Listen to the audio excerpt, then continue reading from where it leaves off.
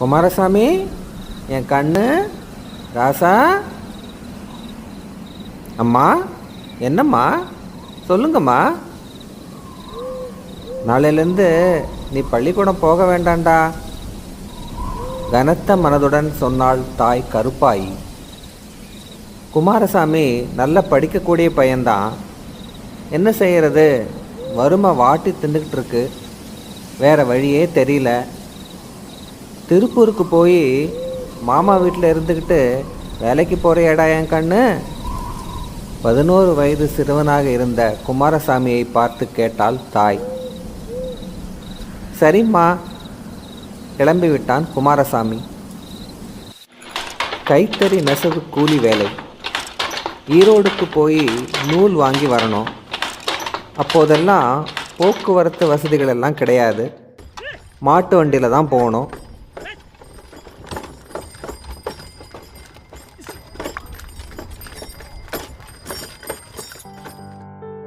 அதுவும் இல்லைன்னா நூல் மூட்டையை தலையில் சுமந்துக்கிட்டு நடந்தே வந்து நெசவு வேலை பார்த்தான் குமாரசாமி.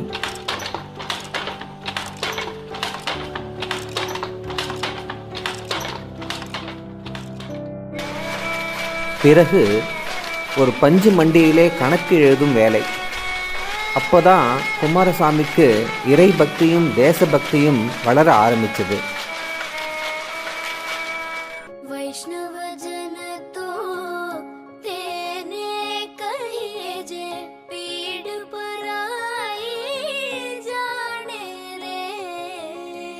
पर दुखे उपकार करे तो ये मन अभिमान नाड़ी रे. கடவுள் பக்தராக இருந்த குமாரசாமி காந்தியடிகள் பக்தராகவும் இருந்தார்.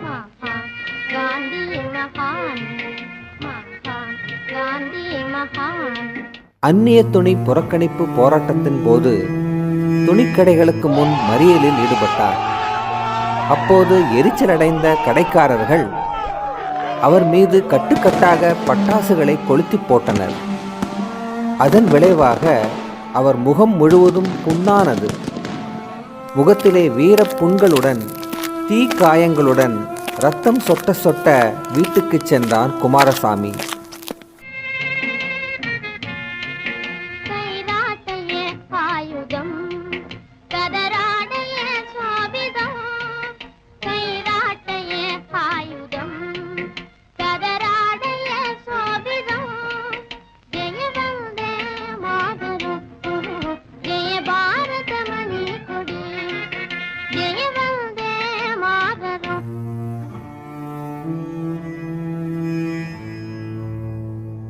பதினாலு வயது கொண்ட மனைவி ராமாயி துடிதுடித்து போனாள்.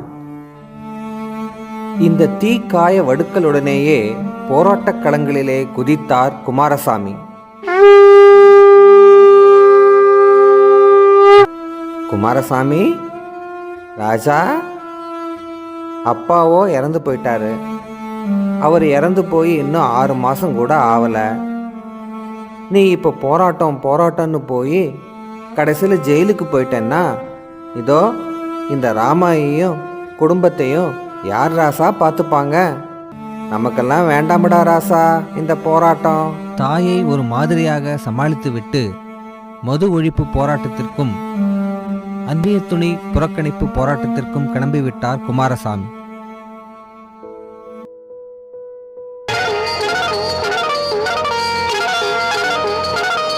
உலகே மாயம் வாழ்வே மாயம், உலகே மாயம் வாழ்வே மாயம். ஐயா ஐயா குடிக்காதீங்க ஐயா, குடிக்காதீங்க ஐயா, ஐயா ஐயா குடிக்காதீங்க ஐயா, நான் சொல்றதை கேளுங்க ஐயா.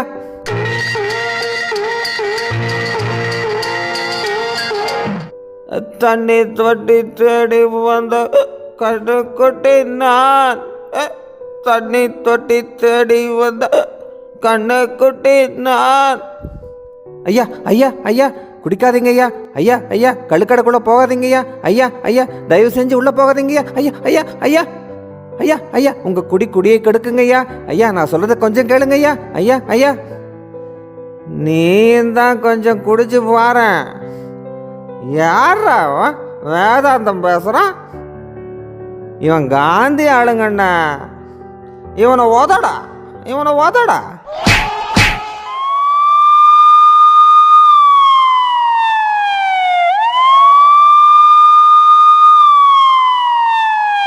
போலீஸ் வந்துடுச்சியா? வாடா போயிடுவோம். என்னடா எங்க கலாட்டா? தேசபந்து வாலிபர் சங்கம் சார் நாங்க. என் பேர் குமாரசாமி. மண்ணாங்கட்டி. போடா வேலையை பார்த்துக்கிட்டு. கையில கொடி வேற. போடா நாய.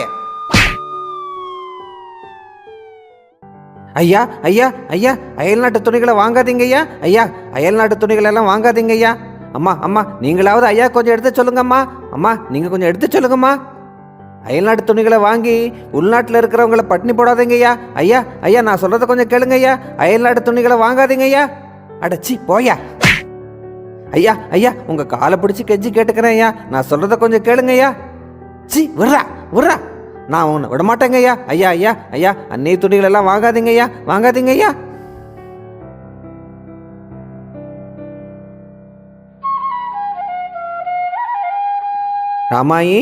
ராமாயி இன்னைக்கு நடக்கிற சட்ட மறுப்பு போராட்டத்தில் நான் கலந்துக்க போறேன் ராமாயி. பெற்ற அன்னை எனக்கு அனுமதி கொடுத்துட்டாங்க. உற்ற மனைவி என்ன நீ வாழ்த்தி அனுப்பு ராமாயி. அத்தான் அது உயிருக்கே ஆபத்தான காரியமாச்சே அத்தான். அதுக்கெல்லாம் எதுக்கு அத்தான் நீங்க போறீங்க? அடிமையாக 1000 ஆண்டு வாழ்வதை விட சுதந்திர மனிதனாக செத்து மடிவதே மேல். சாப்பிட்றதுக்கு சோறின்றி தவிக்கும் நமக்கெல்லாம் போரும் புரட்சியும் எதுக்கு அத்தான்? பீரங்கி பட்டாளத்தை வெறுங்கையோடு எதிர்க்க முடியுமா அத்தான்? சொல்லுங்க அத்தான் சொல்லுங்க. காந்தி அடிகளின் அகிம்சை வழி நடப்பவர்கள் பீரங்கியை கண்டு அஞ்ச வேண்டியதில்லை. போய் வா என்று புன்னகையுடன் சொல் என் கண்ணே, புன்னகையுடன் சொல். போய் வாருங்கள் அத்தான், போய் வாருங்கள். காந்தியடிகள் வழியிலும் அன்னை வள்ளியம்மை வழியிலும் வந்த நான் கோழை அல்ல. போய் வாருங்கள் அத்தான். தேசத்தொண்டனான கணவனை கொண்ட பாக்கியம் மட்டும் எனக்கு போதும். அது போதும் அத்தான், எனக்கு அது போதும். கண்ணீருடன் வழி அனுப்பி வைத்தாள் ராமாயி.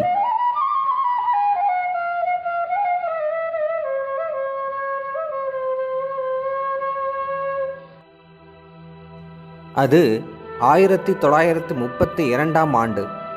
திருப்பூரில் சுதந்திர போராட்டம் நடத்துவதற்காக குழுக்கள் பிரிக்கப்பட்டது. ஒவ்வொரு நாளும் 10 பேர் போராட்டத்திற்கு போக வேண்டும். ஒரு குழு கைதானவுடன் அடுத்த குழு போராட்டத்திற்கு போயிடணும். நகரெங்கிலும் போலீஸ் படை குவிக்கப்பட்டது.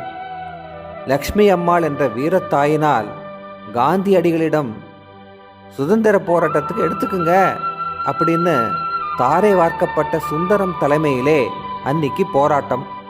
9 வீரர்கள் தயார். அதில் ஒருவர்தான் ஒல்லியான, முகமெல்லாம் வெந்து போன நிலையிலே குமாரசாமி.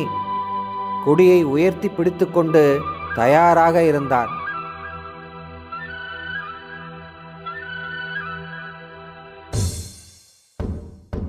புறக்கணிப்போம் புறக்கணிப்போம் அந்நிய துணிகளை புறக்கணிப்போம் புறக்கணிப்போம் புறக்கணிப்போம் அந்நிய துணிகளை புறக்கணிப்போம் வாங்குவோம் வாங்குவோம் சுதேசி பொருட்களை வாங்குவோம் வாங்குவோம் வாங்குவோம் சுதேசி பொருட்களை வாங்குவோம் புறக்கணிப்போம் புறக்கணிப்போம் அந்நிய துணிகளை புறக்கணிப்போம் புறக்கணிப்போம் புறக்கணிப்போம் அந்நிய துணிகளை புறக்கணிப்போம் வாங்குவோம் வாங்குவோம் சுதேசி பொருட்களை வாங்குவோம் வாங்குவோம் வாங்குவோம் சுதேசி பொருட்களை வாங்குவோம் புறக்கணிப்போம் புறக்கணிப்போம் அந்நிய துணிகளை புறக்கணிப்போம் புறக்கணிப்போம் புறக்கணிப்போம் அந்நிய துணிகளை புறக்கணிப்போம்.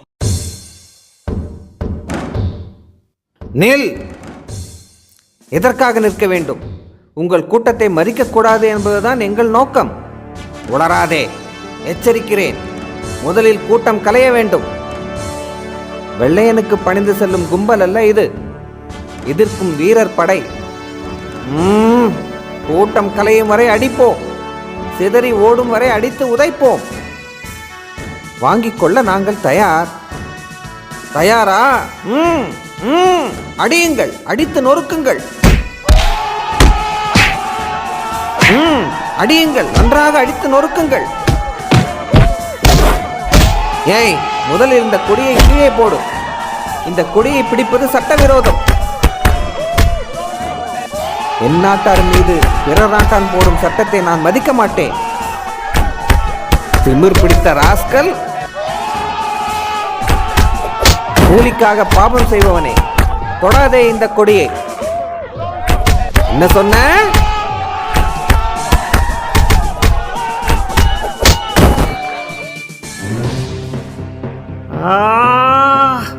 வந்தே மாதரம், வந்தே மாதரம். என் உயிர் ஊசலாடிக் கொண்டிருக்கும் வரை உத்தமர் காந்தி தந்த இந்த கொடியை விடவே மாட்டேன். உத்தமர் காந்தி தந்த இந்த கொடியை விடவே மாட்டேன், விடவே மாட்டேன், விடவே மாட்டேன். விடு, விடு கொடியை, விடு கொடியை. விடமாட்டேன், விடமாட்டேன். உத்தமர் காந்தி தந்த இந்த கொடியை விடவே மாட்டேன்.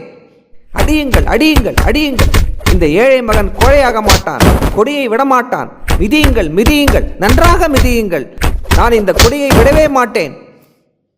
அடச்சி, செத்து ஒழி.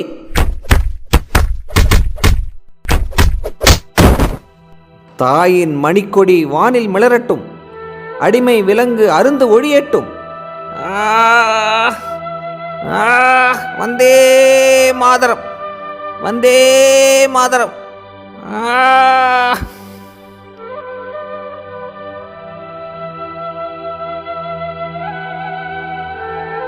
சுயநினைவின்றி குமாரசாமி மருத்துவமனையில் கிடந்தார். உயிர் ஊசலாடிக் கொண்டிருந்தது. அவரோட கூட மருத்துவமனையில் அனுமதிக்கப்பட்டவர்கள் குமாரசாமிக்கு அறுவை சிகிச்சை செய்யணும்னு மருத்துவர்களை வற்புறுத்தி வந்தாங்க. இதனால் எரிச்சலடைஞ்ச மருத்துவர்கள் மயக்க ஊசிகளை போட்டு அவர்களையும் நினைவிழக்கச் செய்தனர். குமாரசாமியின் உயிர் பிரிந்ததும் உடல் அறுக்கப்பட்டு உறவினர்களிடம் ஒப்படைக்கப்பட்டது. அவருடைய உடலை போர்வையால் போர்த்தி தொட்டில் போல கட்டி தூளியாக ஆக்கி சுடுகாட்டிற்கு எடுத்துச் சென்றனர். அவருக்கு இறுதி மரியாதை செய்யக்கூட காவல்துறை விடவில்லை. மாசறு மகுடமாக திகழும் குமாரசாமி என்ற திருப்பூர் குமரன் மண்ணில் புதைக்கப்படவில்லை, மாறாக விதைக்கப்பட்டார். அவரை போன்ற பலர் தன்னலம் கருதாமல் போராடியதால்தான் இன்றைய தினம் பாரத தாய் தலைநிமிர்ந்து நிற்கின்றாள். அவளது கொடி பட்டொளி வீசி பறந்து கொண்டிருக்கின்றது. மனமுவந்து உயிர் கொடுத்த மானமுள்ள வீரர்கள் மட்டில்லாத துன்பமுற்று நட்டு வைத்த கொடி இது. தனமிழந்து களமிழந்து தாழ்ந்து போக நேரினும் தாயின் மானம் ஆன இந்த கொடியை என்றும் தாங்குவோம் என்ற நாமக்கல் கவிஞர் ராமலிங்கனாருடைய பாடலை எண்ணி பார்த்து விடைபெறுகிறேன். நன்றி, வணக்கம்.